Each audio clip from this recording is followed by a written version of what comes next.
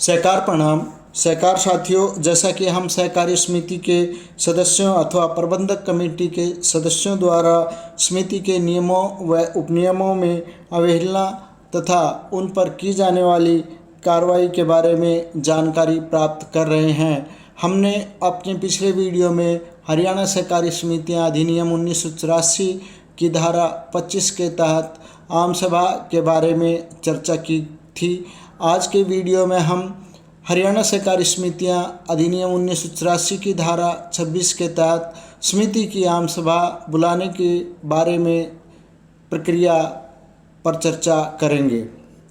Video को ज़्यादा से ज़्यादा शेयर करें, लाइक करें तथा चैनल को सब्सक्राइब ज़रूर करें। हरियाणा सहकारी समितियां अधिनियम 1984 की धारा 26 हमें जानकारी देती है कि summoning of meetings A cooperative society may from time to time call a general meeting or a committee meeting of a society and shall call such meetings within 1 month after receipt of a requisition in writing from the registrar or from such member or members or proportion of total number of members as may be provided in the bylaws in case of general meeting or such members of committee as may be prescribed in the bylaws in case of committee meeting। यानी कि हरियाणा सहकारी समितियां अधिनियम 1984 की धारा 26 हमें समिति की आम सभा व प्रबंधक कमेटी के बैठकें बुलाने के बारे में भाग 1 जानकारी देता है कि एक सहकारी समिति समय समय पर किसी समिति की सामान्य बैठक या समिति की बैठक बुला सकती है और ऐसी बैठकें लिखित में मांग प्राप्त होने के 1 महीने के भीतर बुलाएगी। रजिस्ट्रार या ऐसे सदस्य या सदस्यों से या सदस्यों की कुल संख्या के अनुपात जो सामान्य बैठक के मामले में उपनियमों में प्रदान किया जा सकता है या समिति के ऐसे सदस्यों से जो समिति की बैठक के मामले में उपनियमों में निर्धारित किया जा सकता है। यानी कि धारा 26 के भाग 1 में ये स्पष्ट कर दिया गया है कि सहकारी समिति समय समय पर अपनी आम सभा की बैठकें बुलाएगी और प्रबंधक कमेटी की बैठकें भी समय समय पर बुलाएगी। यहाँ पर एक दूसरी बात ये कही गई है कि ऐसी बैठकों के लिए अगर निर्धारित संख्या में सदस्यों से मांग पत्र प्राप्त होता है तो उस मांग पत्र के आधार पर समिति की प्रबंधक कमेटी 1 माह के भीतर मांग पत्र प्राप्त होने के 1 माह के भीतर उस आम सभा या कमेटी की बैठक को बुलाएगी। यहाँ पर दोनों की रिक्विजिशन मीटिंग के लिए कहा है, मांग पत्र के आधार पर मीटिंग के लिए कहा गया है आम सभा और प्रबंधक कमेटी। आम सभा में जो कोरम दिया गया है, जो मांग पत्र का जो सदस्यों की संख्या निर्धारित की गई है वो प्रत्येक समिति के बायलाज में निर्धारित की गई है। अगर उतनी सदस्यता में समिति की आम सभा की बैठक की मांग करते हैं तो वह आम सभा उसी एजेंडे पर 1 महीने के अंदर अंदर समिति की प्रबंधक कमेटी को बुलानी होगी। इसी तरह जो समिति की प्रबंधक कमेटी है उसके लिए भी मांग पत्र के जरिए प्रबंधक कमेटी की बैठक बुलाई जा सकती है, बशर्ते कि उस केस में समिति के उपनियम में जो निर्धारित मैनेजमेंट कमेटी यानी प्रबंधक कमेटी के सदस्यों का रेशो प्रोपोर्शन लिखा गया है कि इतने सदस्यों की मांग पत्र के आधार पर प्रबंधक कमेटी की बैठक बुलाई जाएगी। वो भी प्रबंधक कमेटी की बैठक भी 1 माह के अंदर अंदर बुलाई जानी होती है। हरियाणा सहकारी समितियां अधिनियम 1984 की धारा 26 का भाग 2 हमें बताता है कि If a general meeting or committee meeting of a cooperative society is not called in accordance with the requisition referred to in subsection 1, the registrar or any person authorized by him in this behalf shall have the power to call such meetings. यहाँ पर मांग पत्र के आधार पर बुलाए जाने वाली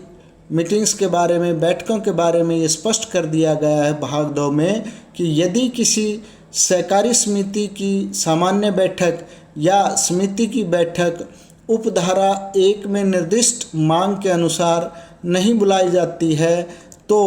registrar या उसके द्वारा इस संबंध में अधिकृत किसी व्यक्ति को यह अधिकार होगा कि वो ऐसी मीटिंग बुलाए या ऐसी बैठकें बुलाए। यानी कि अगर जो उपधारा 1 में कहा गया है कि प्रबंधक कमेटी अगर समिति की आम सभा या प्रबंधक कमेटी की बैठक बुलाने में असफल रहती है तो रजिस्ट्रार या उसके अधिकृत व्यक्ति को यह अधिकार होगा कि वह ऐसी बैठकों का आयोजन करवाए, बुलाए। अधिनियम 26 के भाग 3 में कहा गया है कि if a general body meeting is not held within the period as specified in subsection 3 of the section 25 or the requirements of subsection 1 of this section are not complied with, the registrar shall, after giving an opportunity of being heard, declare the members of committee disqualified for continuing as members of such committee and for being elected as member of the committee of any society for a period of 5 years, and if the default is committed by an office bearer or an employee of the society, the registrar may, after giving him an opportunity of being heard, impose on him a fine not exceeding 10,000 rupees। यानी कि यहाँ जो अधिनियम की धारा 26 का भाग 3 है तो जो प्रबंधक कमेटी सदस्य अथवा कर्मचारी अथवा कोई भी ऑफिस बियरर अगर सामान्य निकाय की बैठक यानी कि आम सभा की बैठक, जैसा कि हमने पहले बताया कि धारा 25 के अनुसार नहीं बुलाई गई है, निर्दिष्ट अवधि के अंदर नहीं बुलाई गई है, और जैसे 26(1) में सेक्शन 26(1) में मांग पत्र के अनुसार जो मीटिंग बुलाई जानी है वो निर्धारित समय के अवधि के भीतर अगर आयोजित नहीं की जाती है तो उसके बारे में दंड का प्रावधान किया गया है। भाग 3 कहता है यदि सामान्य निकाय की बैठक यानी कि जनरल बॉडी मीटिंग धारा 25 की उपधारा 3 में निर्दिष्ट अवधि के भीतर आयोजित नहीं की जाती है या इस धारा की उपधारा 1 की आवश्यकताओं की अनुपालना में नहीं की जाता है तो रजिस्ट्रार इसके बाद सुनवाई का अवसर देते हुए समिति के सदस्यों को ऐसी समिति में सदस्यों के रूप में बने रहने के लिए अथवा किसी भी सोसाइटी समिति की सदस्यों के रूप में चुने जाने के लिए 5 साल की अवधि के लिए अयोग्य घोषित किया जाएगा। और यदि चूक सोसाइटी के किसी पदाधिकारी या कर्मचारी द्वारा की जाती है तो रजिस्ट्रार उसे सुनवाई का अवसर प्रदान करते हुए उस पर 10,000 रुपये से अधिक का जुर्माना नहीं लगा सकता, यानी कि 10,000 रुपये तक का जुर्माना लगा सकता है। तो इसमें स्पष्ट कर दिया गया है हरियाणा सहकारी समितियाँ 1984 की धारा 26(3) के तहत कि यदि समिति की आम सभा निर्धारित अवधि में नहीं बुलाई जाती है या मांग पत्र में जो अवधि दी गई है उसके अंतर्गत नहीं बुलाई जाती है तो समिति के सदस्यों को उस समिति में बने रहने के लिए और समिति के सदस्यों को किसी भी सोसाइटी के सदस्यों के रूप में चुने जाने के लिए 5 साल की अवधि के लिए अयोग्य घोषित किया जाएगा। और यदि यह चूक सोसाइटी के किसी पदाधिकारी अथवा किसी कर्मचारी द्वारा की जाती है तो रजिस्ट्रार उसे सुनवाई का मौका प्रदान करते हुए उस पर 10,000 रुपये तक का जुर्माना लगा सकता है। यहाँ पर हम आम सभा के बारे में रूल्स की भी चर्चा करेंगे, जो कि हरियाणा सहकारी समितियाँ नियम 1989 के नियम 23 में वर्णन किया गया है कि समनिंग ऑफ मीटिंग, एक जनरल बॉडीज मीटिंग और a meeting of a committee of a cooperative society shall be called by the chief executive officer और any other officer authorised by him of a society by whatsoever name called on the direction of such authority as may be specified in the bylaws of the society।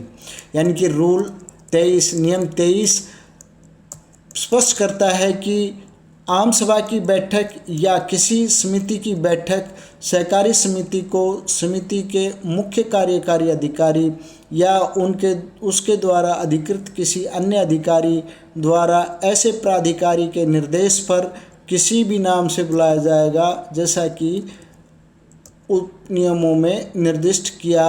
जा सकता है।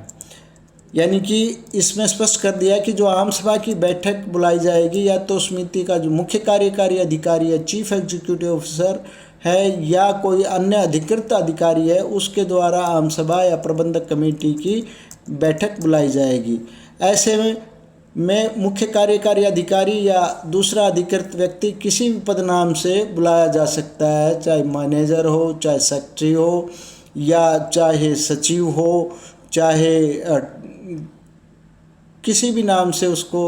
पदनाम से बुलाया जा सकता है, जो कि समिति के द्वारा अधिकृत किया गया है कि वो ऐसे बैठकों को बुलाएगा या उपनियम में निर्दिष्ट किया गया है कि वो ऐसी बैठकें बुलाए जाने के लिए अधिकृत हैं। आगे हम हरियाणा सहकारी समिति अधिनियम के अनुसार जो अनियमितताएं प्रबंधक कमेटी के सदस्य अथवा समिति सदस्य द्वारा की जाती है उन पर चर्चा जारी रखेंगे। आप हमसे जुड़े रहें, वीडियो को ज़्यादा से ज़्यादा शेयर करें, लाइक करें तथा चैनल को सब्सक्राइब ज़रूर करें। धन्यवाद। जय हिंद, जय सहकार।